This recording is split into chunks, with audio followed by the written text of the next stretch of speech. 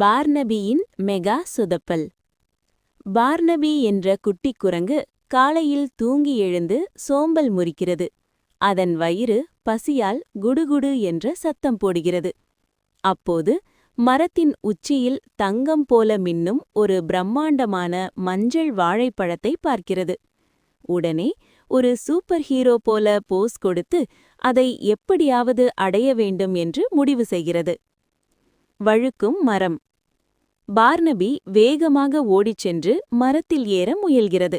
ஆனால் அந்த மரம் மிகவும் வழுவழுப்பாக இருக்கிறது. அது வேகமாக கை கால்களை அசைத்து ஏற முயன்றாலும் இருந்த இடத்திலேயே நிற்கிறது. கடைசியில் பயங்கென்று கீழே விழுந்து ஒரு பந்து போல துள்ளிக் குதிக்கிறது. அடுத்து ஒரு கொடியையும் குச்சியையும் எடுத்து ஒரு வில் போல தயாரிக்கிறது. ஒரு கௌபோய் போல அந்த பாசத்தை சுழற்றி வீசுகிறது. அது வாழைப்பழத்தில் விழுவதற்கு பதில் கீழே தூங்கிக் கொண்டிருக்கும் ஒரு சோம்பேறி கரடியின் கால் விரலில் மாட்டிக்கொள்கிறது. மீண்டும் வீசும்போது அது அதன் சொந்த வால்விலையே சுற்றி கொள்கிறது. இப்போது பார்னபி தலைகீழாக தொங்கிக் கொண்டு கேமராவை பார்த்து முழிக்கிறது. வாழைப்பழம்.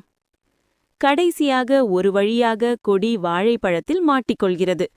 பார்னபி தன் பலத்தையெல்லாம் திரட்டி இழுக்கிறது. அதன் முகம் தக்காளி போல சிவந்து போகிறது. டக் என்று வாழைப்பழம் காம்பிலிருந்து கழல்கிறது. ஆனால் அந்த ரப்பர் போன்ற கொடி ஒரு பெரிய கவன் போல செயல்பட்டு வாழைப்பழத்தை பின்னோக்கி தூக்கி எறிகிறது. அது ஒரு தேங்காயில் பட்டு தெறித்து ஒரு நீர் யானையின் முதுகில் மோதி ராக்கெட் போல வானத்தில் பறந்து அந்த வாழைப்பழம் வெகு தொலைவில் ஒரு பறவையின் சாப்பாட்டு கிண்ணத்தில் போய் விழுகிறது.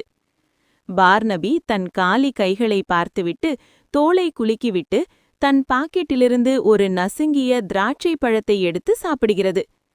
தூரத்தில் பறவை கத்தும் சத்தத்தோடு கதை முடிகிறது.